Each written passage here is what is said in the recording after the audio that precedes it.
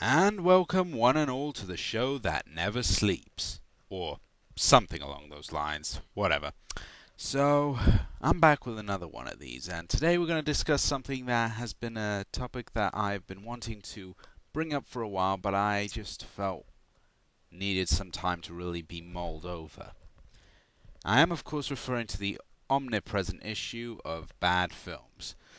Now, we all have one. That movie that we just can't stand. It has actors that give bad performances, it has a director who doesn't care, writers who don't care, designers who don't care, and composers who just don't care. For some, it will be the works of Seltzerberg, the infamous team who have produced such oh so painful stinkers such as Date Movie and Disaster Movie. For some, it will be the always hyperactive Michael Bay. For some, it will be the modern Ed Wood, Uwe Boll, and well, the list could go on and on. But what if you like movies whose general critical consensus is bad?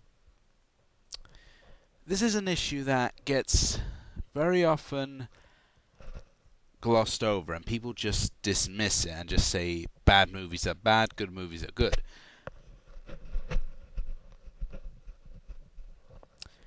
But I feel this is a topic that deserves at least a little mention. Now, what's important to remember is that just because something gets like 94% on Rotten Tomatoes doesn't necessarily mean that the film is good. It just means the consensus of a group of people is that it is good. But remember, if you're not in that group of people, then it doesn't necessarily apply to you. It's more guidance than it is the legitimate verdict. For instance, I really enjoy the Steven Spielberg film Hook, the 1991 movie that's a sort of pseudo sequel to the original Peter Pan story and is a love letter to previous versions of the story. But that movie has only 22% on Rotten Tomatoes, which for some might seem really strange. It's like, wait, Spielberg made a movie that got that rating? Well, he also made 1941, and we all pretty much know how that turned out.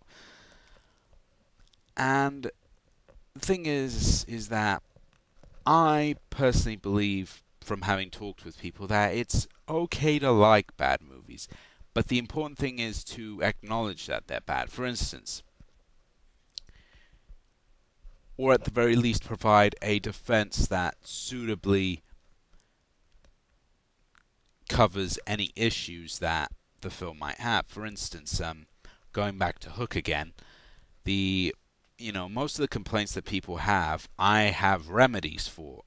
And one of the primary ones being, oh, the sets look fake and the costumes look fake. And I just say to them, well, this was a love letter to previous versions of Peter Pan, and one of the most famous incarnations is the stage shows and pantomimes where obviously it does look fake. And in a sense, Spielberg is sort of honoring the pantomime tradition by having these very exaggerated, colorful sets. Or towards the end of the film when they have the big battle and people are saying, how are they able to defeat armed pirates with paint guns and egg blasters? And I'm like, well, if you already bought the fact that these children can hold up a group of trained, ruthless men, then I don't think it's too much of a stretch to buy that they would be more than capable of defending themselves with things that feel like the hybrid of Art Attack and Q's inventions. Now, as for acknowledging that bad movies that I like are bad, to use an example, I do enjoy the film Ghost Rider, but no, I didn't say it's good, I just said I enjoy it. But I acknowledge that movie has problems, some of the acting is weak, the script is incredibly weak, the dialogue at times is incredibly pathetic, but I look at it as sort of a glorified B movie, like if Ed Wood had a budget, because so much of the dialogue and the plot just feels very B movie-ish. It has just so much cheese layered on top of it that I just can't help but like it. I mean, again, I don't think it's good, but I say I enjoy it. And that's the key thing here, is to remember the fact that enjoyment is the primary function of a movie, is that it should enjoy. It's nice also if the movie entertains your mind and makes you think, but for the most part, entertainment is the primary value of a movie. And the thing is, as long as a movie entertains you, then yeah, it's done its job and you can like it. There's really nothing wrong with that. But where I sort of draw the line is when people either just look at bad movies and think they're actually legitimately good, not as in so bad it's good or it's bad but I like it for these reasons. People just like a bad movie without backing it up. Like, I remember for a time, and I know some of you will, back when the Salzburg movies were really at their peak back in like 2007, 2008, and you had all these, 12, 13-year-olds on the internet saying, "Why are you hating on Salzburg? They're awesome!" And never explaining why they like their movies. They just said, "It's funny, and really nothing else. And I'm like, well, why do you find it funny? What is it about the jokes that you find funny? Granted, I personally think that it's a bit of a stretch to believe that Salzburg could be remotely funny, but there you go. I mean, as I said, I enjoy the movie Ghost Rider, but if I were to tell you that it was a legitimately good film, I'd be lying to you because it just isn't. Good cinema has a set of conventions and standards to it. For instance, even if you don't like a movie, you have to acknowledge that it's well made. Like, for instance, something like Inception is legitimately good cinema because it's a movie with a lot of high concepts, it's got good acting, it's got good visuals, good directing. Even if you don't like the story is at least well handled. That's the kind of definition of good, legitimately good cinema versus the so bad it's good or the bad but I enjoy it kind. Something like Ghost Rider, on the other hand, doesn't do that. It doesn't tick those boxes. It ticks the boxes in terms of good visuals and good music, but that's about it. Everything else is just really meh. It's just, it doesn't cut the mustard. I mean, to be perfectly blunt, saying that Ghost Rider is a good film, as in a legitimately good film, would be to imply it's on the same plateau as films like, Inception, Lawrence of Arabia, Citizen Kane, Casablanca, and it just isn't. I mean, you have to really be objective when you're talking about certain movies. You have to say to yourself, I enjoyed it, but does that mean it's a good film? Because as the old saying goes, people enjoy trash sometimes. They just enjoy, something that's dumb and silly. Look at all the B movies that used to come out, like Godzilla. As far as story goes, those stories have nothing going for them, but people still enjoy them for the spectacle and just the cheese of it all.